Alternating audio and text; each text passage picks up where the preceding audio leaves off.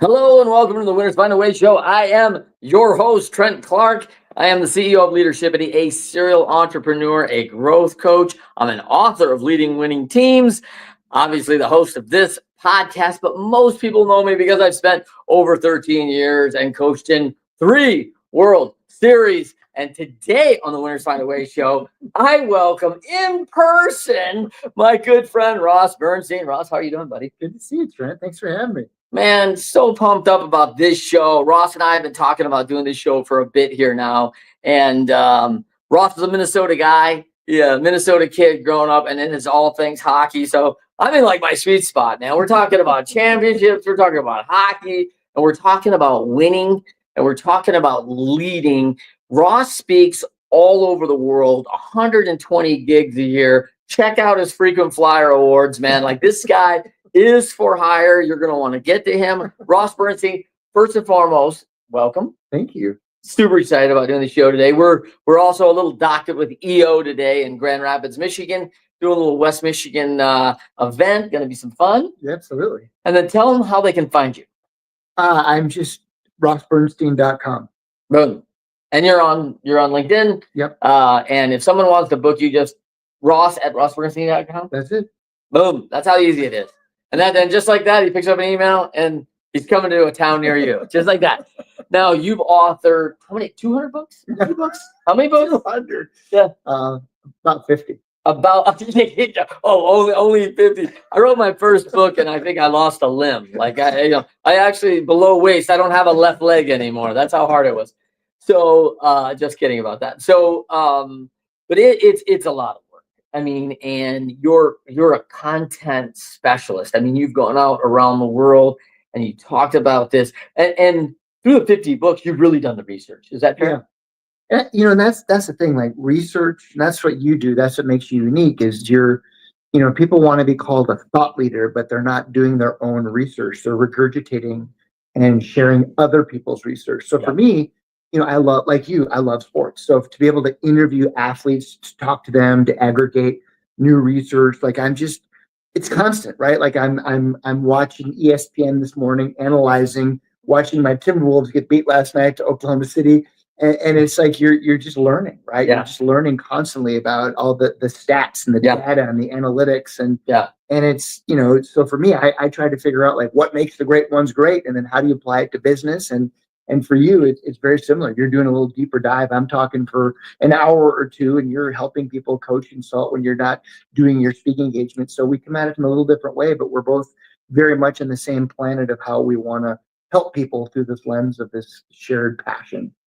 Yeah. And as I look at this thing and your history in sports, is there a particular sport that like you lean into first and foremost? You love them all. I know your T-Wolves had a rough one last night. Looked great in the first half, by the way.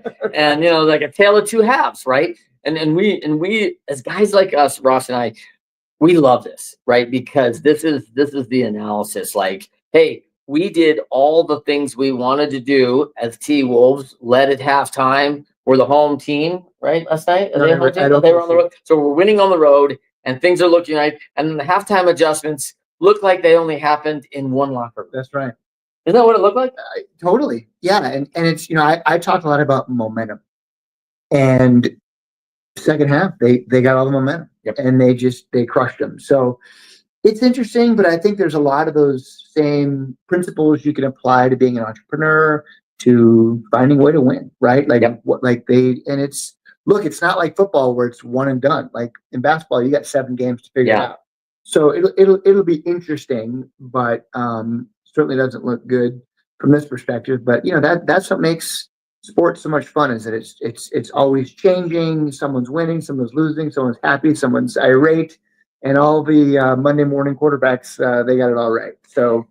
Yeah, I know on a show that I do on Mondays on 108 Stitches, we were talking about the baseball world, and we were talking about how the Tigers went over to Anaheim and beat them 8-0 2 days in a row. I mean, 0 runs for 18 innings. It's not great. And then just following, they go and play the $300 million+ LA Dodgers and sweep them, right? For the for the LA series. And now you can build off that momentum. And I love that find a way. And we talk about coming back to the Timberwolves. I think one of the hard things, and I love the quote from the 4 disciplines of execution: winners, when shown data that they're losing, find a way to win. And this is a challenge because the Wolves in their eyes aren't losing halftime. Oh, we're doing the things right. Are we ready to make adjustments for what they might do? Are we anticipating? And what often happens in winning teams is we're still anticipating the 5 things they're going to do to combat our winning ways. Now we get really focused. Oklahoma City, we're down 4 points. We've got to do something. The focus is on the things we're going to do different. When we're winning, we're like, hey, we don't need to do anything different. We're always going to be winning, And so then it all of a sudden surprises you when someone comes up and grabs you by the throat and go, what are we going to do now? I don't know what to do. We didn't plan for this. So walk me through that, like how hard it is to keep being focused on the winning way when you're still kind of winning, right? You're still winning a little bit. Like, hey, we're 55, 60%. We're winning more than we're losing. We don't really need to do anything. We're still in first or second place, and that may not always be. The team that's 45% is very motivated, right? We're in 4th place. We got to get the first. They're making all the adjustments, and the leading team's not making any. Well, that's the thing about sports that's interesting at this level is they have what they call a shared vision. And that means when your team sucks, they fire everybody. Coaches, GMs, everyone goes. So they have to find a way to win, right? It's at this level, it's big business. It's not like kids where it's just for fun. So I'm always fascinated about those adjustments and how people figure it out. And in the off season, they're going to analyze it. And if we lose, they're going to say, well, what trades should they make? What are those missing pieces of the puzzle, right? And the reality is that sometimes you just, sometimes you just suck. Sometimes your key players don't hit shots. And it comes down to, clearly last night was a very decisive game. They lost by like 24 points. Yeah. But it was a 30-point difference on the second half, right? They were just done. But, who knows? They might come back tomorrow and win. But it's the same. Look, that's the thing about sports, and you know this better than anyone at the levels you've been at, is you're managing failure. Yeah. We don't learn from winning. Coaches, when teams win, coaches, they just sit back and they just, let them out onto the ice or open the door to the field and go, here, do your thing. Right? When you lose is where you really learn, and you got to analyze and figure out why. And you got to perform the autopsy, right? You got to be accountable to people about why did you lose? At this level, it's business, right? And you're not going to lose for very long. They give you like a 2-year window to figure it out and win. They don't care how famous you were or how much money. Like they want an ROI. These oligarch owners, they want to win.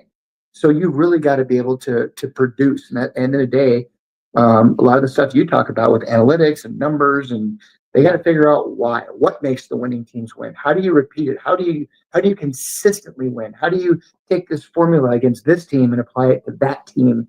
Because there's different matchups, and that's what's so fascinating about it. Really, it's constantly changing, and I just love the ebb and the flow, and the drama and the backstories. You and I are lucky as working members of the media. We get to be in those locker rooms. We get to learn about what really goes on. Like we see stuff in the media, but that's not really what's happening. Yeah. They say, well, this is what happened, but actually that's what really happened over there. Yeah. It's kind of a game within a game, and I love that part of it. But how do you manage it? How do you get better? And that's kind of what you and I do. We try and figure that stuff out. Yeah, I love it. And let me get into 2 deep things there, because I love the autopsy, right? And 2 things are like, 1, sustainable winning. That's a big challenge. And I want to talk about both those things. First of all, one of the things I say to a lot of people is we are going to break down that data, those analytics, those losses, which are death, right? And I tell a lot of people, hey, there's no autopsy in the street. I tell a lot of companies, there's no autopsy in the street. Someone gets hit, oh my gosh, this biker got hit down on the street. It's not like, oh, let's find out what happened. Let's cut up the body over here on Main Street. No. The body's taken from the street. We go to the morgue. There's a specific place that happens. In business, it's the same thing. We go behind doors. We start looking at what happened. We talk about the individuals. We don't do all that and air our laundry in public, right? About what, and like people want to do the autopsy in the media after, like in the post game, like, no, we're not doing the autopsy there. Like, that is not the time. And what have you seen in that? Well, it's fascinating. Right. I mean, what you said is completely on point. And you know, I don't know what the right way is. I mean, that's the thing. You know, I did this cool book a while back called Wearing the Sea, where I had interviewed, like 500 captains, and I learned about kind of this sort of organic form of leadership. And I learned that there's really no one right way. Yeah. You got guys like Steve Yzerman for your Detroit Red Wings who are just kind of very quiet, humble, Minded, right? And then you've got like the rah-rah guys who are in your face, screaming, yelling. And there's really no way. And I think it's the same thing with the why. I mean, it could be that someone just didn't feel well. It could be that there was I mean, there's so many number of instances. Maybe other teams just really outperformed them, or they had the home field advantage, or they had a much better adjustments, or they figured out the poker tell, and they were able to say, you know what, if we shut this one guy down, he's doing this, it's going to affect everything else. And so I applaud that. I want to know what are those analytics? Why? You're never going to get really a complete why. I mean, if you can figure out a part of it or some of it, I mean, at the end of the day, if people aren't doing well in business, it's like, well, did you make those calls? Did you really build that relationship? Do they really trust you? Was it just down to price?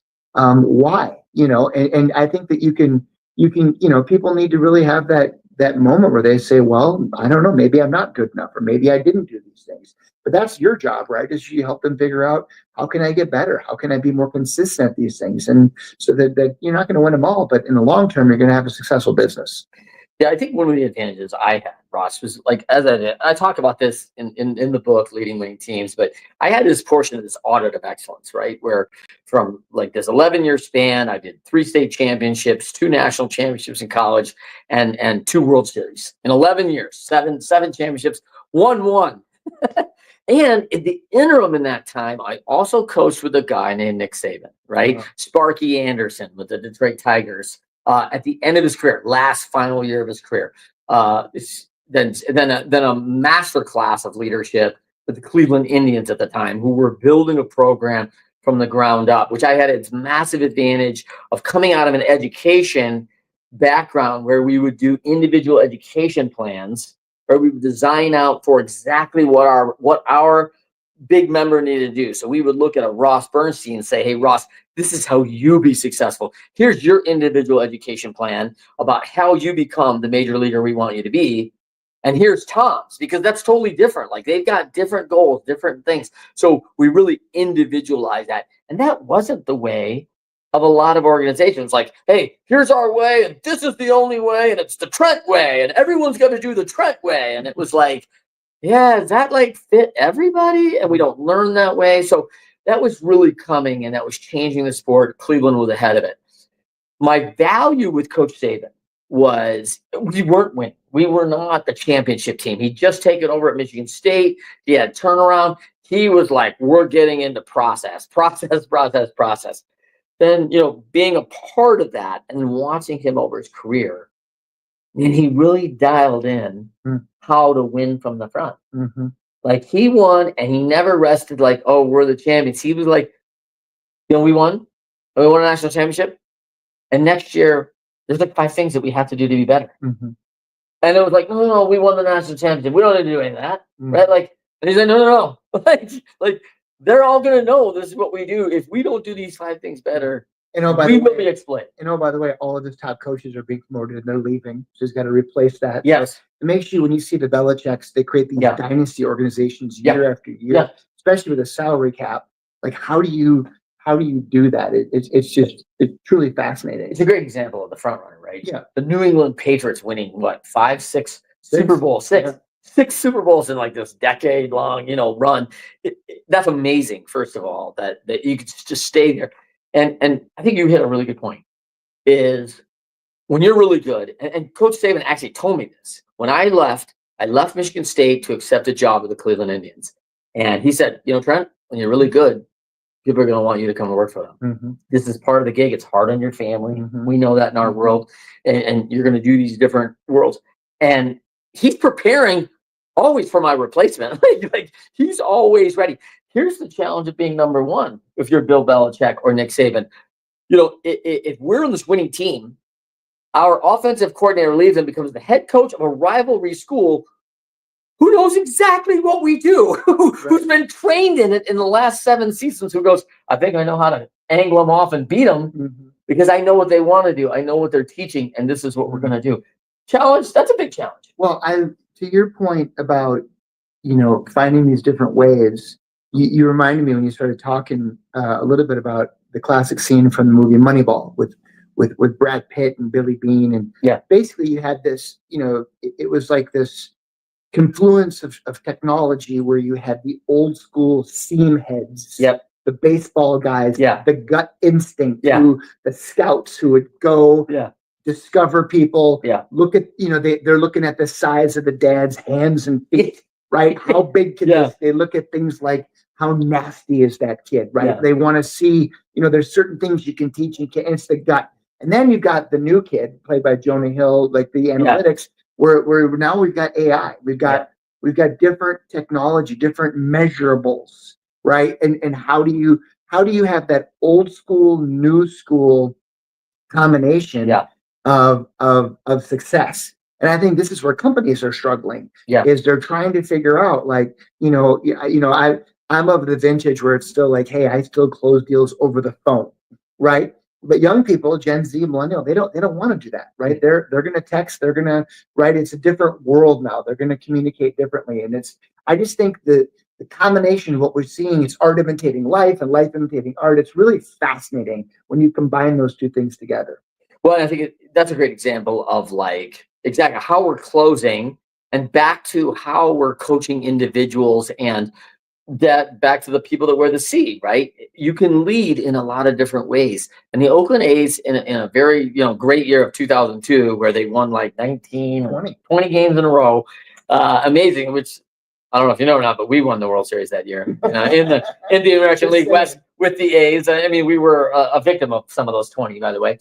And, but, I think when we look back at that, it is a blend of data, because the data doesn't lie, right? We had this saying about our the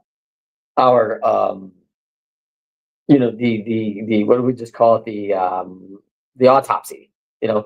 We had saying about the autopsy. The video doesn't lie. Like, oh, we want to know what happened? Oh, we've got the corner on the video camera shows the bus and how they crossed the crosswalk when they shouldn't have crossed, and what happened. And so the video doesn't lie; it tells the story. The data, the video, this is the story. And we're hockey guys. And so if Coach Bernstein here is going, hey, Trent, I really need you to be on that weak side post as we go in there on the rebound. And I'm like, oh, Coach, I'm there every time. And then we go to the video, and I'm in the top of the face-off circle, 17, 18 feet from the, you're not exactly on the post, man. Like where I need you to be is here, and you're here. You may think you're on the post, but you're not. And so the video doesn't lie. Today I'm going to be speaking to Trent's EO chapter. Not mine. Here in EO and I'm going to do a vignette in my program about Tom Brady, Michigan guy, and about video, about how the film don't lie, and how they use it as a tool, and how fascinating it is, because it's the ultimate accountability, right? Like and that's why teams now today, everyone's wired up with an iPad and the measurables, and there's no lying. Like, you don't. It's like, really, were you at?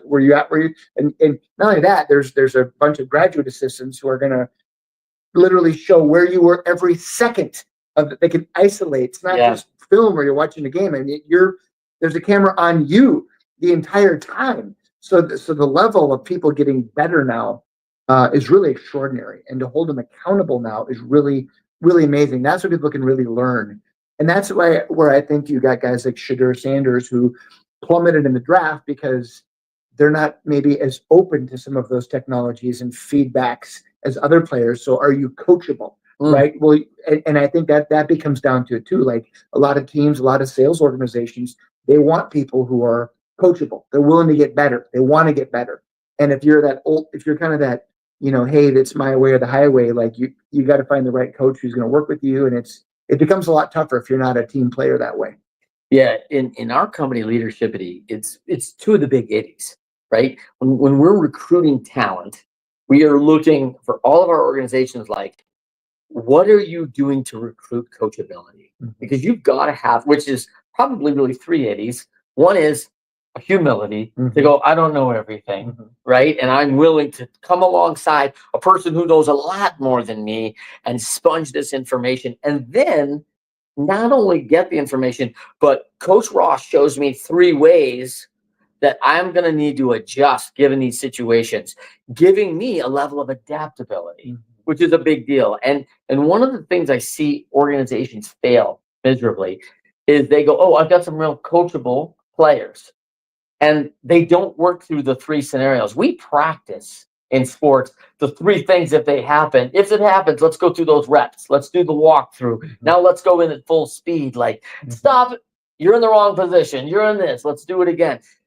It may be something that you never institute in the game, but you've practiced it 10 hours if you have to. Where I see organizations like, oh, you know what, Ross, they don't have any adaptability. And I'm like, oh, did you give them any reps to practice it?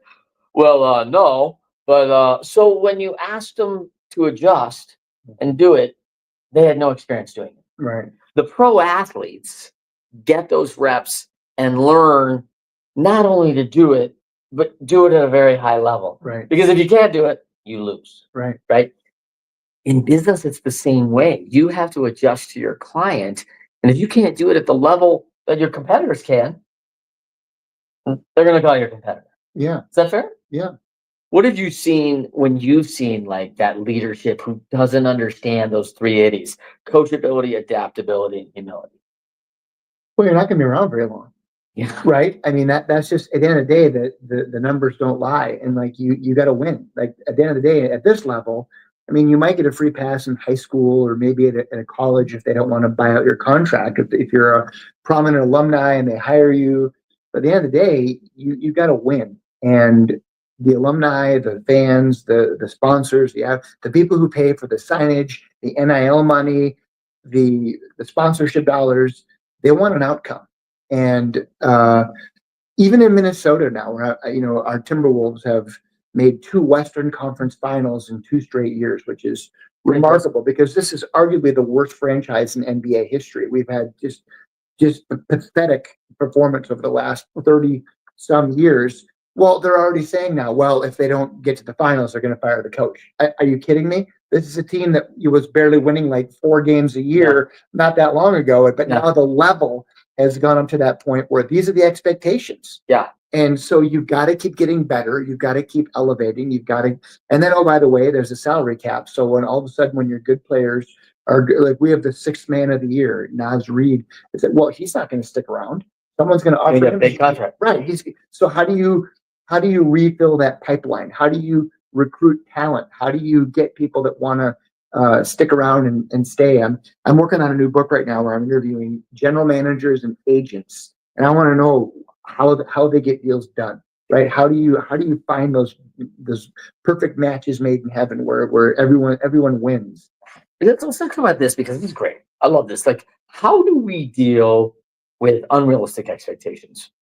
Because I've had to do this, for years of my life, but of course in pro sports, it's every year. You go in and obviously blessed to be in 3 World Series, but the moment you win it, it's like, wait till next year. Yeah. And you're like, oh, okay, great, celebrate for a minute. And then it's like, you're going to repeat what you did at least. Yeah.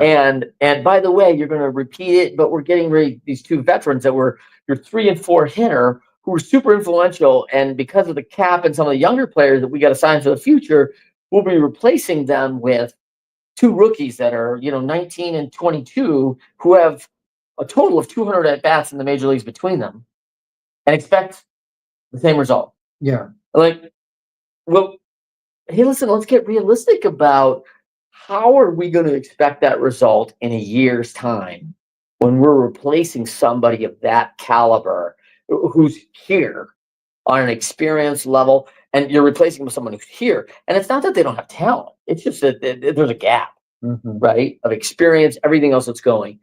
Yet ownership, there's a disconnect about like, well, we did it last year, so of course we'll be able to do it this year. And it's like, well, there's a bunch of factors going into that on whether you can really replace that.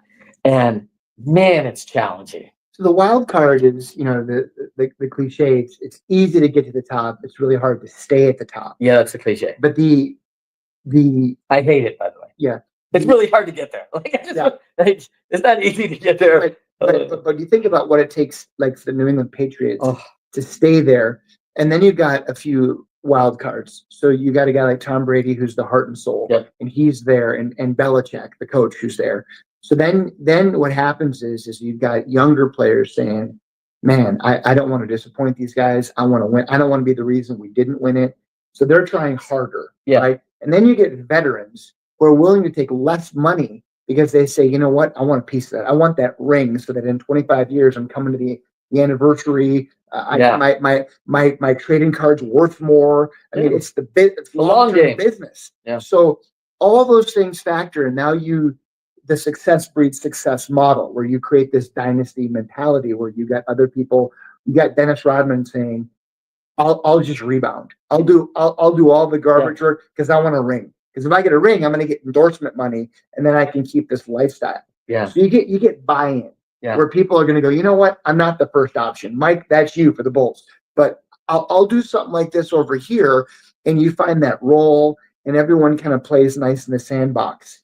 But I think this comes back to the training camp, where you get rid of the bad apples, the team cancers. You get guys who want to be a part of it, who feel like they can contribute, who have a talent, a skill, a something. They're whatever it might be. And that's where I think leaders miss the boat, is they don't evaluate talent. They go, well, it's my brother-in-law, I got to put him on the team. Well, it's the coach, this guy's my neighbor, or well, we've got so much invested. It's the whole long to hire, quick to fire thing. Yeah. And it's a different world now when you're dealing with Gen Z, millennial talent, and how they're going to stick around. You're creating loyalty. So it's really, when you apply it to business, it's really it makes you appreciate great companies who've had staying power and are able to go through those challenges, the supply chain disruptions, the tariffs, whatever it might be, to continually have success, where it's not just based on competing with Walmart over price.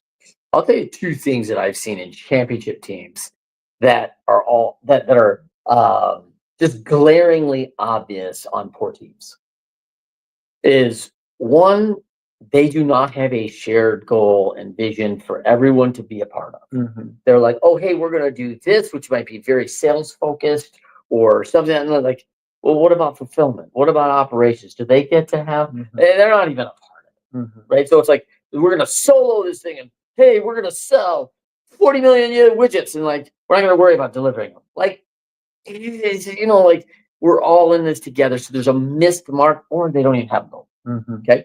Two is not defined roles and responsibilities. When you get team members, and I think, Ross really hit this really well, is like, when you get good team members, the Dennis Rodman of the world, here's my role. I run the floor like an antelope, and I run the glass, and I rule the glass. I am like, literally, I'm Windex. I'm cleaning this glass so well. And this is what he does as a rebounder. He made his name for it. No one ever said, hey, Dennis, we need 30 from you tonight. Yeah. Like, if he's like, 30 what?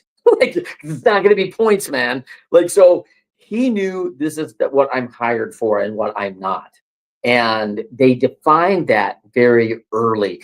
And I see tons of organizations, and I still see it today. And I see Bill walk in every day, and he goes to his boss, Teresa, and says, hey, Teresa, what do you need me to do today? Like, for 5 years, you don't know your role and how you contribute to the organization, and what are the three most important things that you're going to contribute to our organization by doing today, and what are these things that are going to move the needle to get us to our full goal. And it happens all the time. Mm-hmm. And teams in organizations that aren't communicated in that way, they don't make it. They fail. Well, and one of your kitties is humility. And Rodman, as crazy as that guy was, said, you know what? I'll sacrifice my body. I'll get cut up and beat up, and I'll give you the ball so you can score and you can get all the glory. Yeah. When you get those guys willing to do that, or Michael Jordan was able to convince Bill Wennington and Luke Longley to just say, your job is to go get 5 fouls. Yeah. And that's it. But you know what? Mike was willing to take less money to say, guys, if we do this and win all these championships, we're all going to make a bunch of money in endorsements, and we'll be legends. So it's look, it's rare. If it happened all the time, it would happen all the time, right? Yeah. It's like you need special players, magical players. But that's the thing. Like when I interview athletes on winning teams, I did a whole series of books where I interviewed 1,000 professional athletes who were all exclusive members of championship teams. They won a Stanley Cup, a Super Bowl. I wanted to know why, the metrics, the patterns. And the thing that kept coming through over and over again was they talked about that team. They used the word family. Everyone got along, right? It was unique. Like when teams lose, like, wow, there was drama, and this guy, Barry Bonds had this big lazy boy in the back of the locker room. It was just his area, and no one got to talk. He did different. He had special rules, or and you hear where everyone gets along. It's special. It's chemistry, and it doesn't happen very often. So teams shouldn't expect success like that consistently. It's rare. Yeah. But great teams that figure out they can do it over and over again, and they can replace those pieces, and it's a winning culture, and they're able to. No one's bigger than the whole.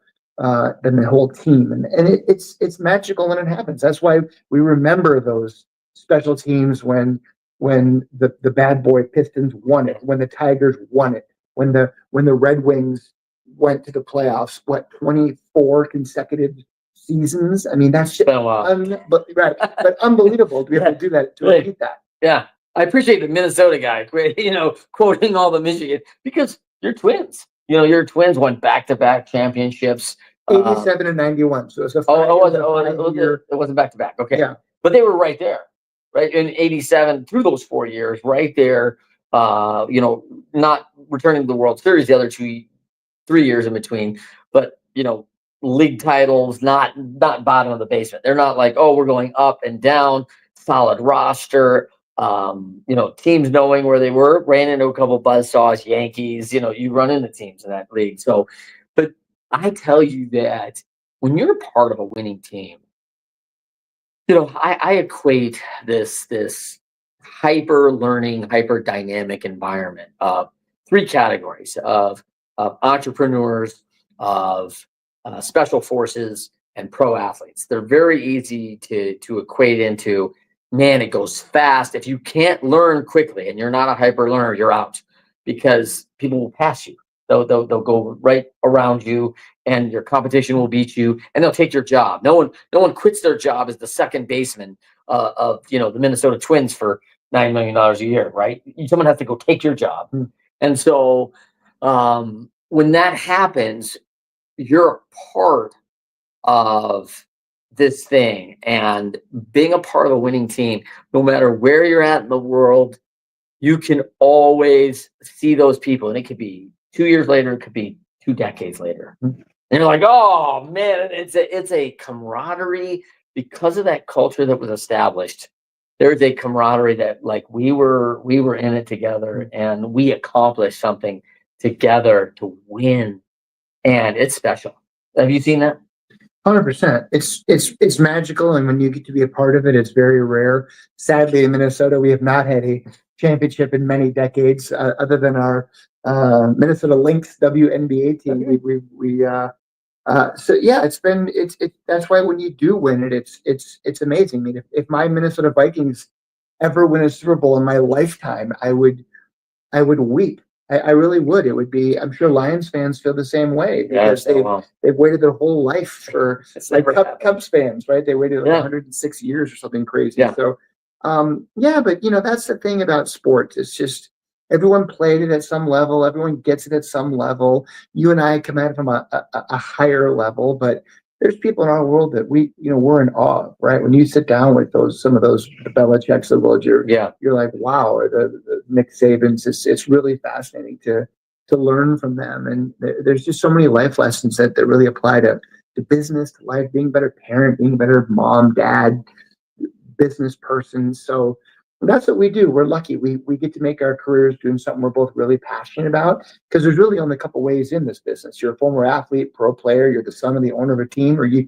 do something weird like you and I. We figured out a way to, I wasn't good enough I wanted to play hockey in college. I wasn't good enough. You played college tennis and baseball, but you weren't good enough to get to that next level. Yeah. So we all get told at some point we're not good enough. Yeah. Right. And to your point about the second baseman, he doesn't leave, but he might get injured. He Yeah. might get beat out by some kid making a lot less money who might not have the numbers, but he's just a lot less money, and they don't have the money to pay for all those people. So we all get told at some point.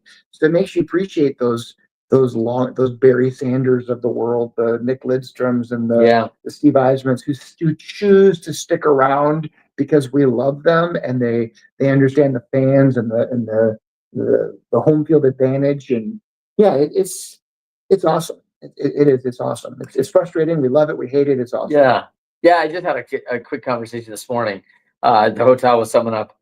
We were having breakfast and a Lion fan came by and, they're like, man, I just hope next year's better. And I thought, man, we've waited so long for a winning team. I'm just so happy that games actually matter in December and January.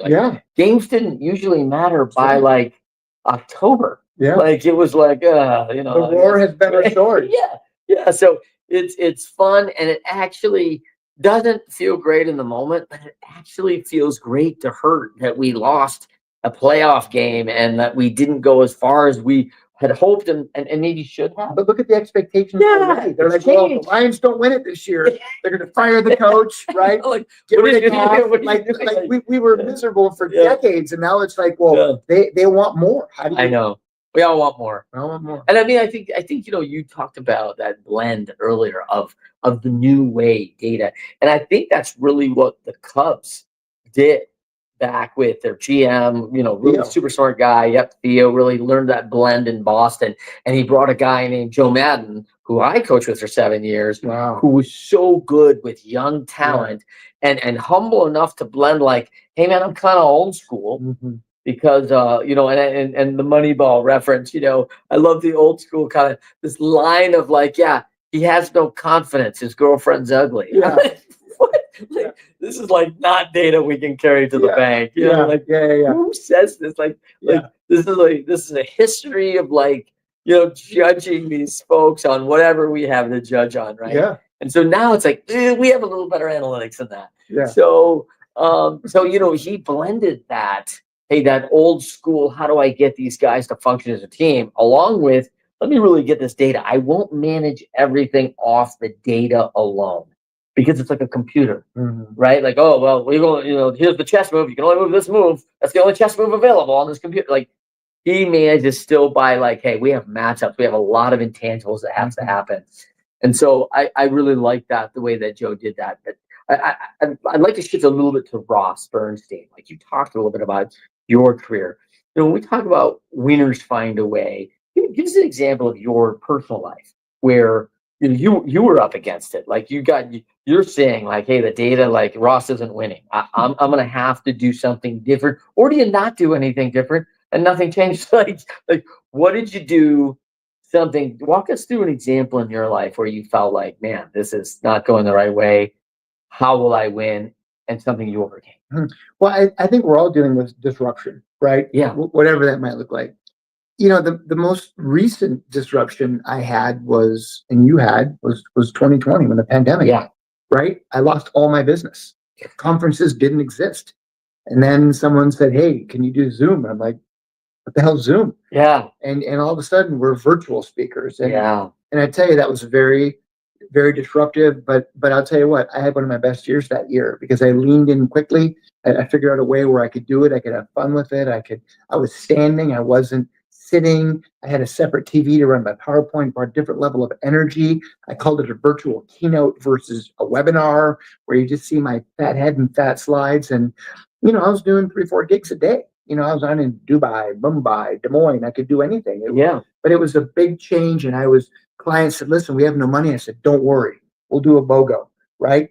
I'll do this year free, next year in person, full fee. And I came out of the pandemic with momentum. And a lot of people suffered, went out of business, lost out, and I came out with a lot of them. I was busy, and I kept those clients and kept them, but that wasn't my first realization of disruption though was I'd written almost 50 sports books that I could see Amazon coming, just like Uber and Airbnb. So then I started getting into speaking, and I realized you bought all their stock, right? Right, I wish. Yeah. But I was able to take that same content, but instead of delivering in a book, I was able to deliver it in a keynote speech. Yeah. right? Same way you deliver it in coaching and consulting and speaking. So it's about changing and adapting and doing things differently. So it's constant. Like now we're about to enter 2026, where who knows, could be a huge recession coming. No one knows with tariffs, and and I don't know. No one really knows, but we're all gonna. I think the pandemic taught us that we have to be able to reinvent ourselves, and I think that's what guys like you do. You help people bring their confidence back and help them figure out new ways to win. Yeah.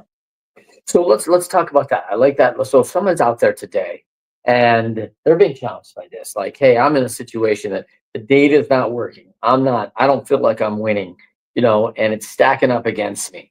I feel like, and I like the word that you use, it's a disruption. And here's the other thing. I've seen, I call it uncertainty overload, right? We want certain things, the red light means stop. And we're certain of that, right? The green light means go. We're certain of that. We carry certainty in that. And it feels like less and less things are certain. Yeah. And I don't think we're changing the light structure system. I hope not, because that really creates a lot of safety. But for folks that are seeing that data and need to get back to their foundation, their grounded level, and get a good go forward position, but they're struggling today. What piece of advice would you give them today? I think you need to just go back to the basics and figure out what got you there, right? I mean, some of the old school coaches, I talk about Bud Grant, who was the old coach of the Minnesota Vikings, and about how teams would come to Minnesota and they'd freak out because it was so cold. And Bud said, look, it's about mental toughness. It's cold for us, it's cold for them. That's not an advantage. So how do you overcome these things? And it's like you just get back to focusing on the things you can control, like your mental health, your physical health. Picking up the phone, making calls, being the trusted advisor. What got you to that point with that client? Yeah. Go over to their office. Go look around. Maybe there's a safety OSHA violation that you could bring to their attention. Like in sports, we call these clubhouse guys the Jim Tomes, the Harmon Killebrews, the old school guys who are 35 to 44, who they're not measuring their contracts and home runs and RBI. They're measured on being the eyes and ears and back in the back of the locker room, at the back of the team bus, the team plane. They're telling the coaches what's going on. Hey, these two guys don't get along. There's a problem brewing. Their job is to make sure little problems don't fester and turn into big problems. So become a problem solver. Be nice. It's not rocket science, right? Just don't be difficult to work with. Be easy. Get back to the basics. Win a new customer. And then love them, and then ask for referral and build a second customer. You don't need a whole lot. I think if anything, the pandemic has shown us you don't need a big infrastructure. I don't have any people. I run my business from my phone. You don't. There's different rules now. You don't need all this stuff and people and money. People. When I wrote my first book, I was a senior in college. I leveraged my graduate school money. My parents thought it was the worst decision of my life. I wrote a book about Gopher hockey. It was my passion, and I tried out for the team. I didn't make it, but I became the team mascot, Goldie the Gopher, and I wrote a book about it. My parents thought it was going to be a huge failure, but I leveraged my graduate school money. I turned it into a career. But I hear people come all the time. They say, my kid wants to get into sports and do what you do, or how do I do this? And it's like, I had to leverage my graduate school money. Yeah. Like, you could create a YouTube channel. You could do a podcast. You could create an ebook. There's no barrier to entry now. With technology, you can do all this. You could create a YouTube channel and have your own TV show. And guess what? If it's really good, you'll get paid. There's people making millions on podcasts now that started out in their freaking mother's basement. The playing field has been leveled. So if you want to go do something, shut up and go do it. Don't bitch about it. I hate when people whine about, well, this guy's got all that. It's like, you know what? Yeah, maybe some people have daddy's money, and okay. Maybe some people are beautiful. Okay. What do you got? You got talent. Go do it. That's the thing in sports. No one really gives a crap about your sad sob story about how you can't do it. Go do it. These guys in sports work 10, 12, 14, 16 hours a day to get better, because this is their dream. And they have nothing to fall back on. So I guess when you're around that, you learn about resiliency, and you learn people are willing to do whatever it takes. Yeah. I think three things come to mind. Meritocracy, right? It's earned, never given. Folks, if you're stuck, I love the fact that you got to get back to work. Go do the reps. That's so important. Man, I hear that loud and clear from Ross. Get off your butt and go do it. We have a term in sports like, hey, show me, make me a believer, right? Talk is cheap. Don't sing it, bring it. Like, go show somebody, because there's so many people talking trash now. That's a big thing, right? Like, everyone's like, oh, nah, nah, nah, nah, nah, nah. Oh, you know what I was at LSU? Nah, nah, nah, nah. Like, nobody cares. Yeah. Like, show me now, and the numbers won't lie. Like, I think the other thing that really sticks out to me is, and I'm hearing Ross say this, like, get back to the fundamentals, be consistent. Like, I am always looking, and when you talk about Jim Tomey, I coached Jim Tomey for 3 years with the tribe, and Jim is steady as they come. He is a great person who comes to work and does exactly what he needs to do to prepare for what's about to happen. He is as steady. And when I have players that are like that, I instantly nickname them Steady Eddie. Steady Eddie, like, listen, coaches sit there, and when they see steady contributors, I can count on them in all things. I'm like, oh, Ross Bernstein, I'll take 10 more just like him. Oh, well, he's not the fastest. He doesn't have the hardest shot. He does, like, listen, all he does is come to work and steady, and I can count on him to work the game plan for tonight, be prepared for what he's going to do, be healthy, has taken care of his body, come in with a good attitude, support his teammates in all things. Like, it's the little things, right? And then the last thing I heard was, like, have a good attitude, be good to people. Like, listen, this is always going to reflect back on you. You're lousy with people. You're short with them. You're impatient. They're going to be impatient. They're going to be short with you. You're going to get back what you give. So, be giving, be good. Like, life is good, man. Like, don't take it for granted. It's a fabulous world out there, and you've got talents. Go out there, exploit them, and go create value, because people who create value always are in need. Okay. Well said, brother. All right. For this episode of The Winners Find a Way, we are wrapping up today with Ross Bernstein. Final words, Ross. Go Vikings. Oh, man. Go Timberwolves. Yeah. Did I just kill it? Yeah, wow. We'll edit that discussion. Like, hey, we got our teams, right? We got our passion. I love it. We love it. Yeah. I love it. I love passion for the team. And I also respect the loyalty. That's right. Right? Like, it's a, hey, we haven't been there for a lot of years. We can all hate the Green Bay Packers. Right? Like, yeah. They're a division rival. Like, I don't care if they got the draft or not. Like, they're a division rival. No one really wants to go to Green Bay. I was there, but I don't really want to go. So for everybody, thank you for joining us on another great episode of Winners Found a Way with Ross Bernstein. You can check us every Thursday morning live, 10 a.m. Eastern, 7 a.m. Pacific. And all the YouTube, all of our big podcasts drop every Friday morning. Apple, Spotify, iHeart, all the big stuff. So check it out then. And until next time, winners find a way.